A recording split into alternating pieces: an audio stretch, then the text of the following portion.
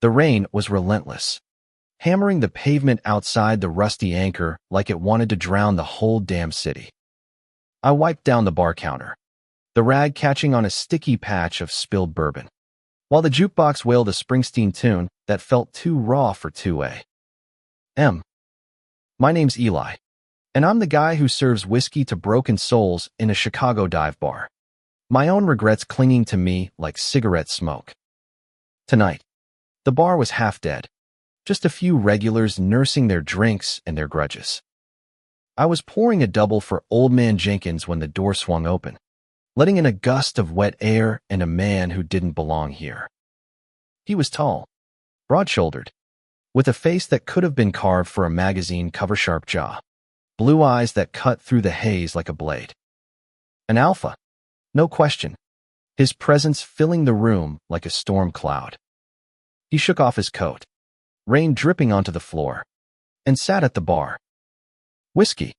Neat," he said, voice low, like he was used to being obeyed. I slid the glass across, my fingers brushing the counter's edge, and caught a whiff of hemp cedar. Leather. Something expensive. An alpha like that didn't wander into places like this unless they were lost or looking for trouble. "You new in town?" I asked, leaning back, my Omega scent whiskey, smoke, and a bitterness I couldn't shake probably hitting him like a punch. He didn't flinch, just studied me, like I was a puzzle he hadn't figured out yet. "Passing through," he said, sipping the whiskey. "Name's Caleb." His eyes lingered on me. Too long, too heavy. I'd seen that look before. Alphas who thought Omegas were theirs to claim, like we were candy to be unwrapped. But I wasn't sweet. Never had been. My life was a mess of bad choices and worse nights, and I wore it like a second skin.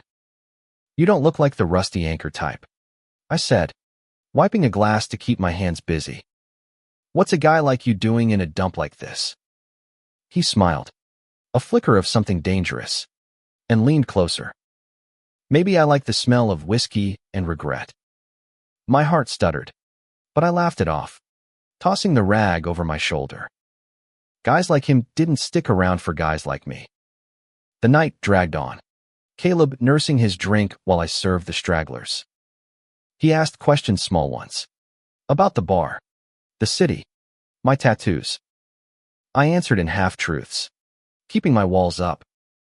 I'd learned the hard way that opening up to an alpha could leave you bleeding. My last relationship, if you could call it that, ended with a busted lip and a promise to never trust again.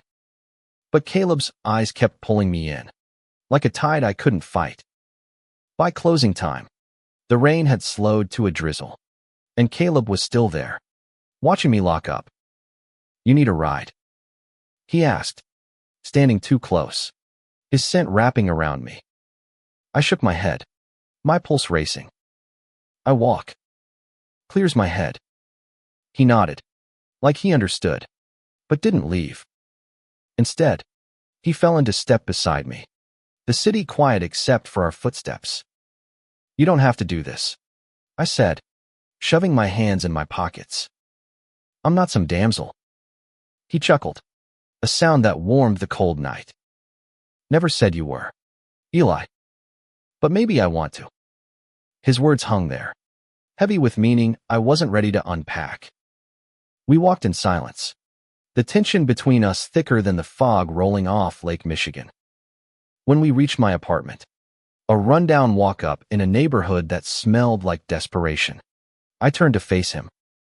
"Why are you here, Caleb?" "Really?" He stepped closer, his breath visible in the chilly air. "Because you're not like anyone I've ever met," he said. "And I'm tired of pretending I want something sweet when all I can think about is you." My chest tightened, a mix of fear and want clawing at me. I wanted to tell him to leave, to save himself from my mess. But his hand brushed mine, and for the first time in years, I didn't pull away. The next night, Caleb was back at the rusty anchor. Same stool, same piercing gaze. I felt him before I saw him, his alpha scent cutting through the stale beer and cigarette haze. I poured his whiskey without asking, my hands steadier than my heart. "You're gonna make this a habit?" I asked, half joking, half hoping. He smirked, swirling the amber liquid. "Depends. You gonna keep pretending you don't want me here?" I snorted, dodging the question, but his words stuck like a splinter. I wasn't used to being seen not like this. Most alphas looked at me and saw an omega to conquer, not a person with scars and stories. Caleb was different, or at least he seemed to be, and that scared me more than any fist I'd ever dodged. The bar was busier tonight, a Friday crowd of dock workers and drifters. I moved fast, slinging drinks, breaking up a fight before it started. But Caleb's eyes followed me, steady and unyielding. When the rush died down, he leaned forward. "Tell me something real. Eli, why do you stay in a place like this?" His voice was soft, but it hit like a challenge.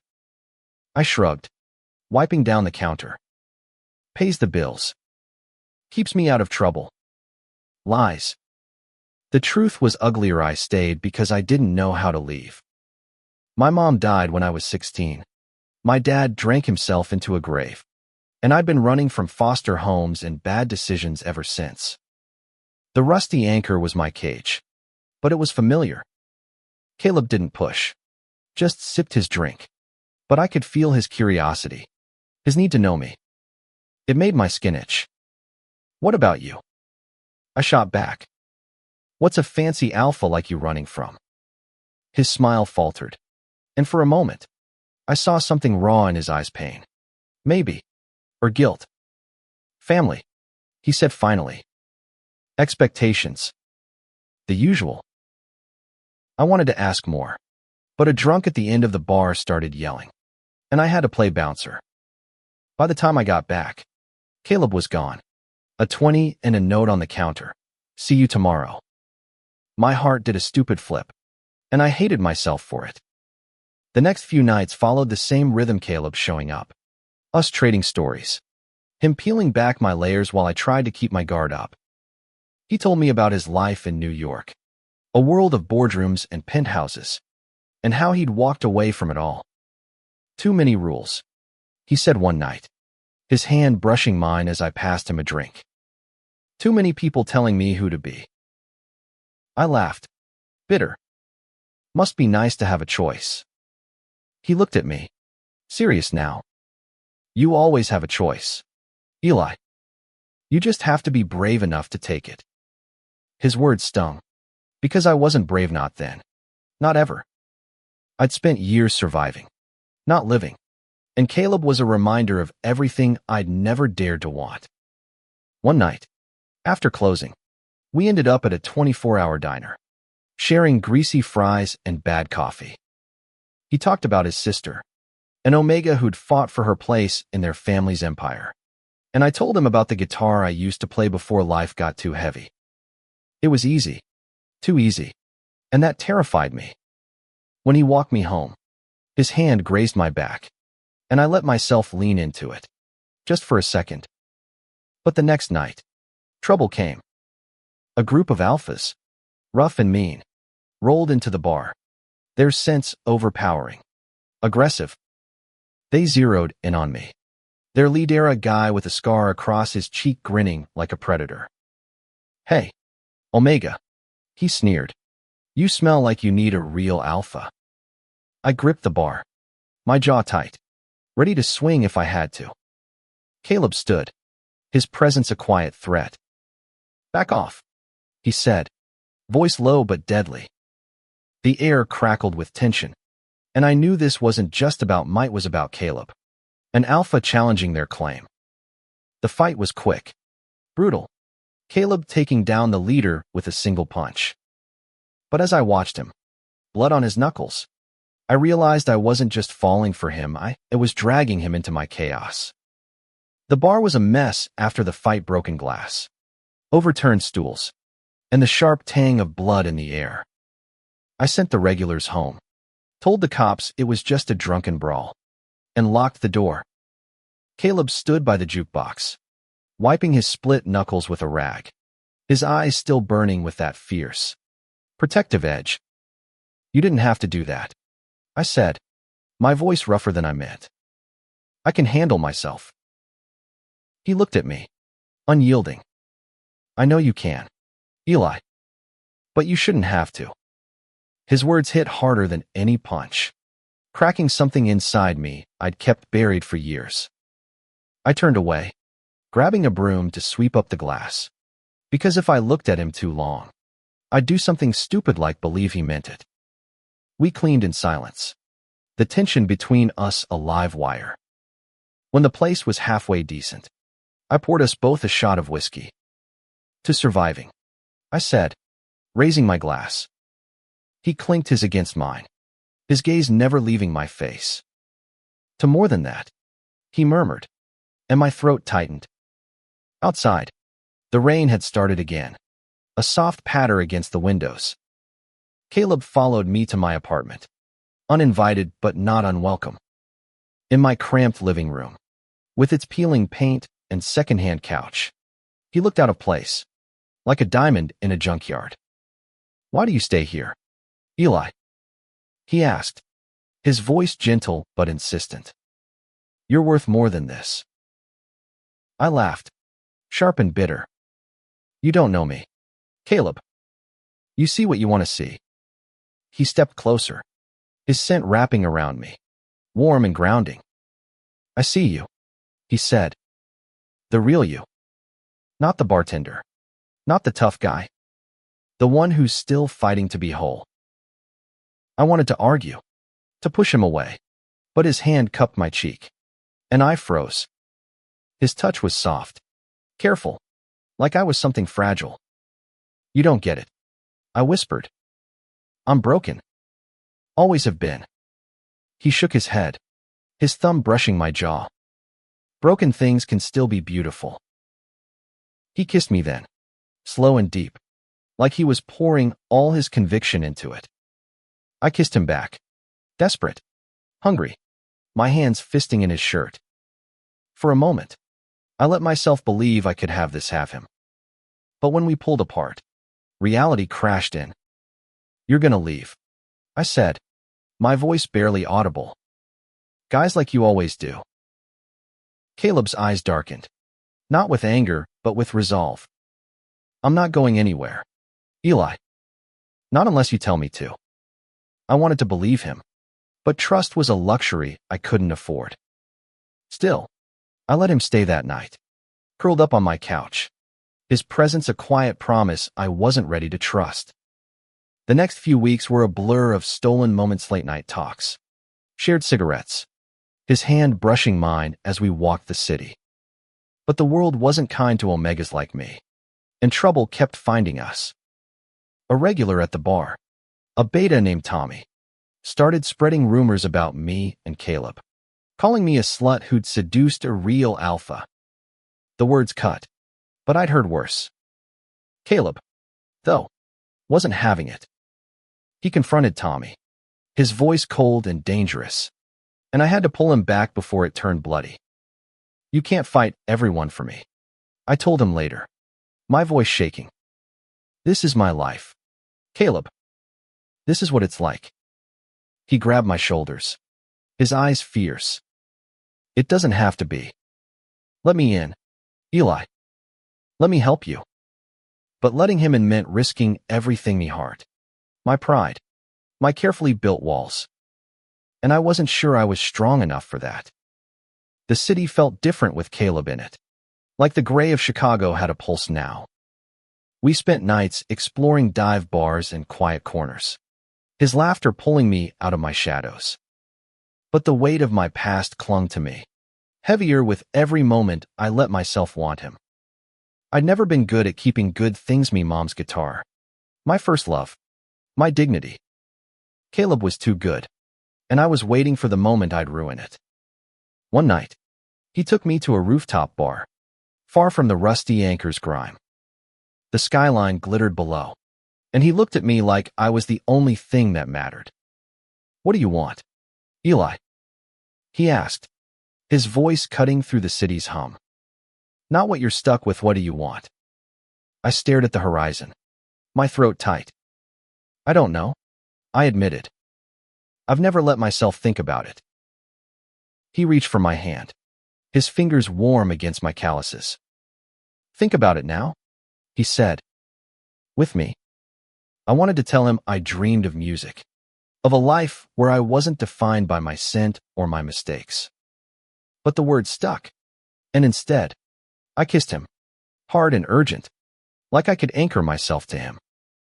The next day, trouble found us again. I was closing the bar when two of the alphas from the fight showed up, their scents thick with malice. They cornered me in the alley, their leaders spitting venom about, Omegas knowing their place. Before I could swing, Caleb was there, a fury of fists and rage. He took them down, but not before one landed a hit that split his lip. I dragged him inside, cleaning his wound with shaking hands. You can't keep doing this, I said, my voice cracking. You're going to get hurt because of me. He grabbed my wrist, his eyes blazing. I'd rather get hurt than let them touch you. His words broke something in me, and I kissed him, tasting blood and whiskey, my heart screaming that I didn't deserve him. But the world kept pushing back.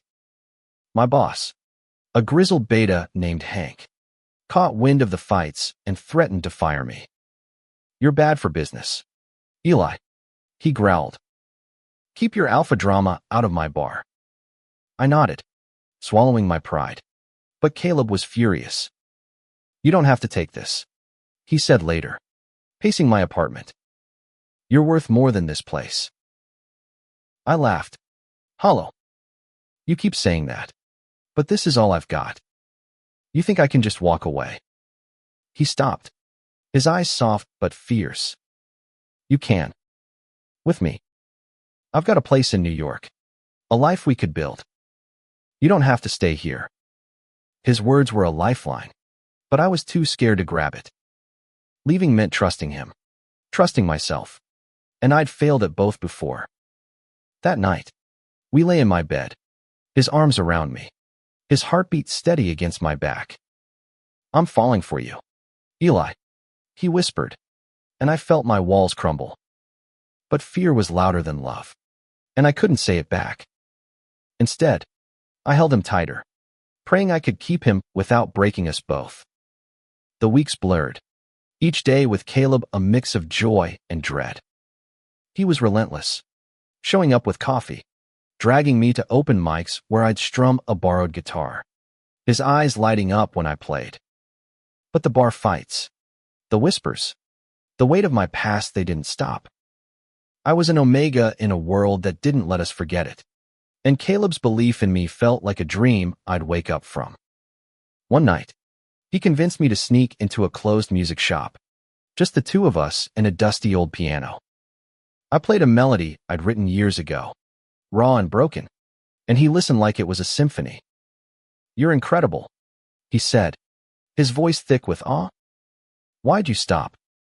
I shrugged, my fingers stalling on the keys. Life got in the way. He knelt beside me, his hand on mine. Let me be your life now, he said. Let me be your reason. I wanted to say yes, to let him carry me out of my darkness. But fear choked me. I'd lost too much to believe in forevers. Instead, I kissed him, pouring everything I couldn't say into it. The next day, my past came crashing in. My ex, a volatile alpha named Derek, showed up at the bar. He was all charm and menace, his scent like gasoline, igniting memories of bruises and broken promises. Heard you got yourself a new alpha, he sneered, leaning too close. You know what a mess you are. I gripped the counter, my heart pounding. But before I could respond, Caleb was there, his body a shield between us. Walk away, Caleb said, his voice deadly calm. Derek laughed, shoving him, and I saw red. I pushed between them, my voice shaking. Leave, Derek. Now. He smirked but backed off, his parting shot a promise to return. Caleb's jaw was tight, his eyes blazing. Who was that? He demanded. I told him everything. The abuse. The fear.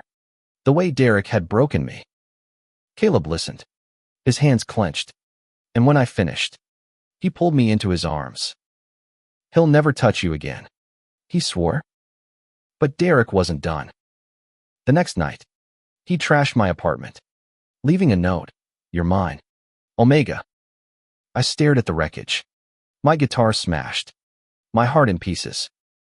Caleb found me there, sitting in the debris. You're not alone, he said, kneeling beside me. We'll fix this. Together. I wanted to believe him, but doubt was a poison, and I was drowning in it. Caleb wouldn't let me give up. He helped me clean the apartment, salvaging what we could, his hands steady where mine shook. You're stronger than this, he said, taping up a broken picture frame. You've survived worse. But surviving wasn't living, and I was tired of fighting, tired of running.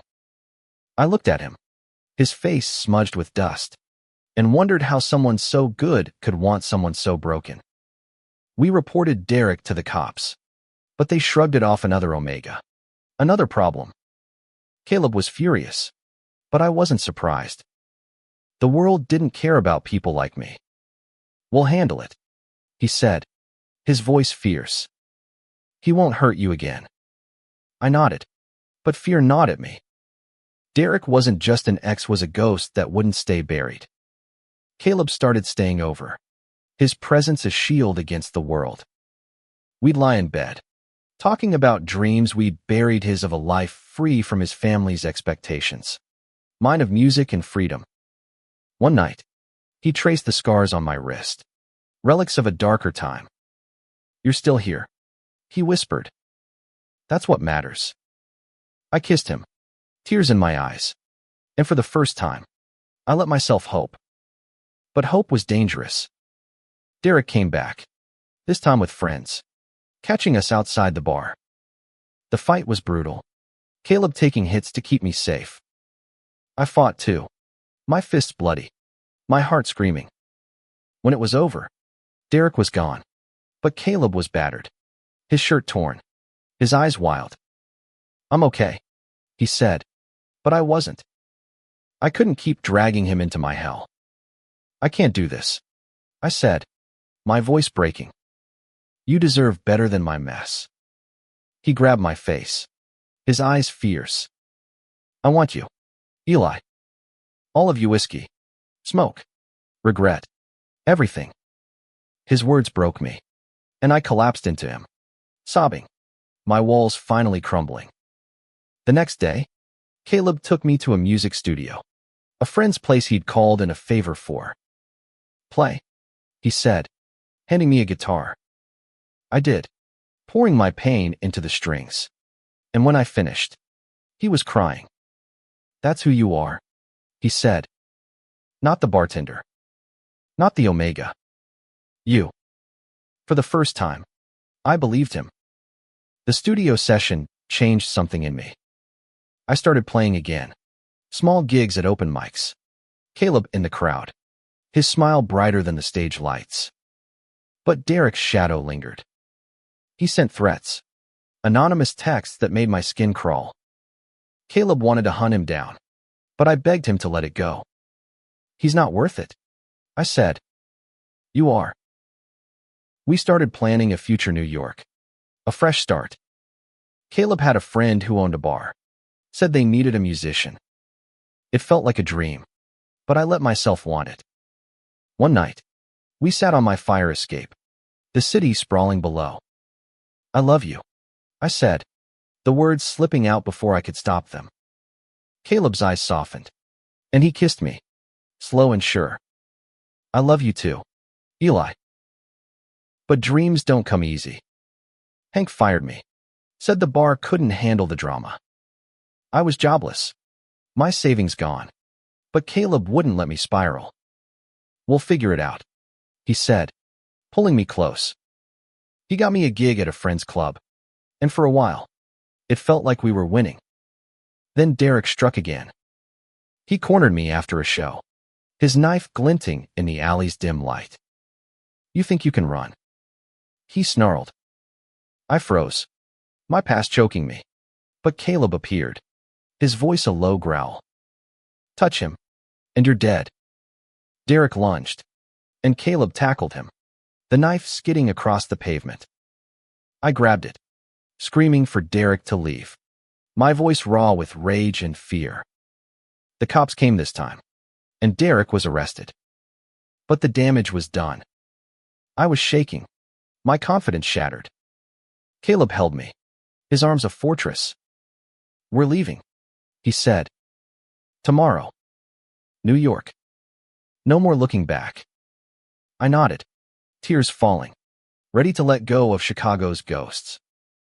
New York was a shock of light and sound, a city that didn't care who you were. Caleb's apartment was small but warm, filled with books and sunlight.